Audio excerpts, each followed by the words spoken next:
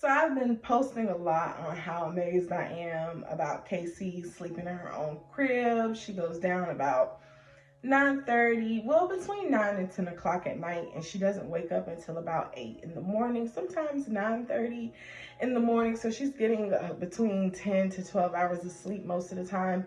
And I've been getting a lot of questions. Well, really the same question. How'd you do it? So here's how.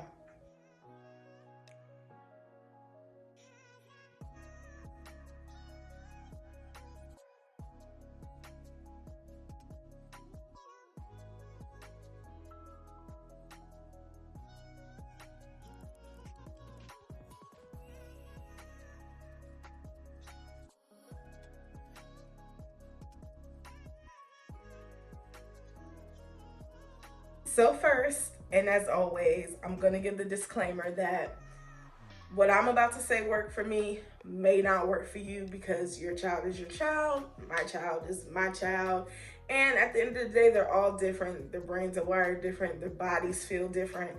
So what your child may need isn't what my child needed, and your child may never sleep through the night, because there are some adults who just don't sleep through the night even still. So I'm just sharing with you my experience because I've been asked. So first I want to say I was shocked when Casey started sleeping through the night, because we breastfeed. So I didn't think it was possible for me, because breastfed babies need to eat more because their food burns faster than formula and all these type of things. So I just knew I was still going to be getting up every 3 to 4 hours to feed her throughout the night. But because she's in her crib and she can't smell me, I suppose, because I didn't do the put the t-shirt in there and all that kind of stuff, because she could smell me, so she'll wake up looking for it. I think that helped to not put something in there that smelled like me, so she can get used to her own smell in her own room. The second thing I did not do is I do not give her a bath at night, because the times where she would get sleepy and I would give her a bath, it almost like perked her up and like woke her up some. And I know that kind of does the same thing for me because I like take my showers in the morning for the most part, just because I feel like it refreshes you, and that tends to do the same thing for our babies too. Yes, I know you put all the lavender in the tub, but that warm water just does something to them. It refreshes them before the lavender can kick in and make them go to sleep. And I wasn't really big on a schedule just because it wasn't totally necessary for me. Casey actually put herself on a schedule and I just followed it. So she started waking up about 9 in the morning, and then she would start getting sleepy about 1 in the afternoon. So I would put her in her swing and put on Sesame Street, and she would go to sleep. And I don't want no comments about how they shouldn't be watching TV. My baby gonna watch Sesame Street. So I put her in the swing, and she would take like a 3-hour nap. So she sleeps from 1 to 4. And then when she gets up, we have a little snack, and then she has dinner later on. And after dinner, which I make sure it's a really good, she eats all she wants to eat, because we do baby-led weaning. She did not start eating food until 6 months. So she gets a nice hearty meal, and then I breastfeed her after she eats whenever she's ready. So that's basically how our schedule goes. And like I said, she put herself on this schedule. So with her waking up at like 4 in the afternoon, she's up for about 5 to 6 hours and she's sleepy again. But putting her in her crib would not be easy if I had not done this one thing. And this is a step most people don't really think about, just because you want to lay in your bed where the TV is, you want to lay on the couch where the TV is. Y'all are out running errands all day, going to the library, going to the store, just doing whatever it is that you need to get done for the day. So when you think about it, how much time does your child spend in her room or his room? If you're honest, most of you will say that they don't really spend much time in their room. So their room becomes this forbidden, creepy place that they really aren't comfortable with and are unfamiliar with. So of course, if you try to lay them in the crib, they're gonna stand up, they wanna look around. What is this box over there that's supposed to be the dresser?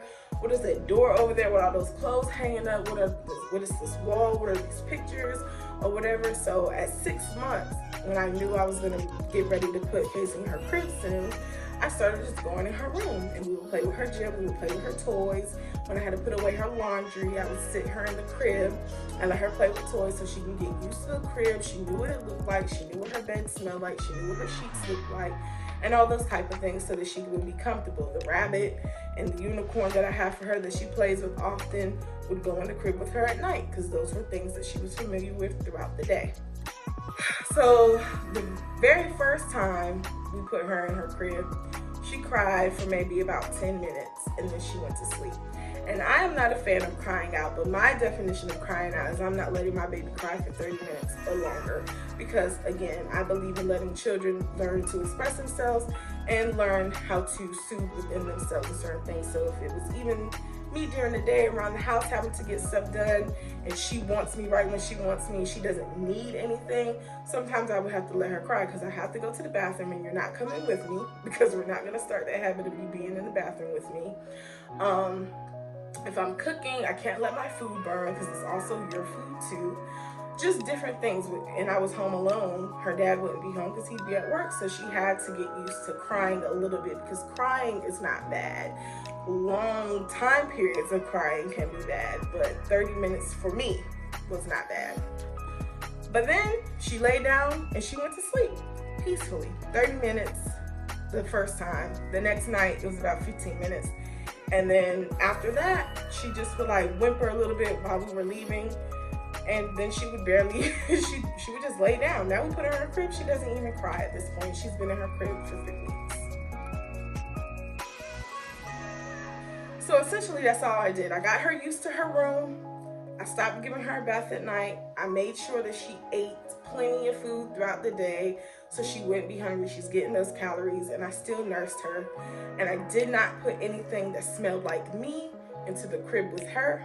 And I just make sure she's in a nice little sleeper most nights, because she really doesn't like the sleeper, so that she's warm and she doesn't wake up cold. And it's even to the point now when we're downstairs on the couch and I would like to nurse her to sleep, just so she's laying on me, she will refuse to go to sleep because she wants to get in her crib now. As soon as we lay her down, she grabs her rabbit or her unicorn, honey, and she is out like a light. And if I'm honest, I'm a little sad about it, because I'm like, you have replaced me with a unicorn. But moms, dads, when I tell you, I feel like I got my life back, because now I can sit up till 11 o'clock at night without feeling guilty that I have my child up so late when I know she wants to go to sleep, but I'm not ready to go to sleep. I can wake up in the morning at 7 or 8 in the morning and take a shower and drink a hot cup of coffee without this little girl screaming or needing something, because I can just have that me time in the morning, I have that me time at night, and have my me time during her nap time, honey. I feel like I got my life back. I'm living. So the little 30 minutes that some people feel is bad were worth it, because she is more independent, she is stronger, she is doing her thing, and mama gets to do her thing too. And the best mama that she needs is a happy mom, and I'm happy. So if you have any other questions or comments that you want to make, just let me know, and I'll be happy to help you any way that I can. See you guys.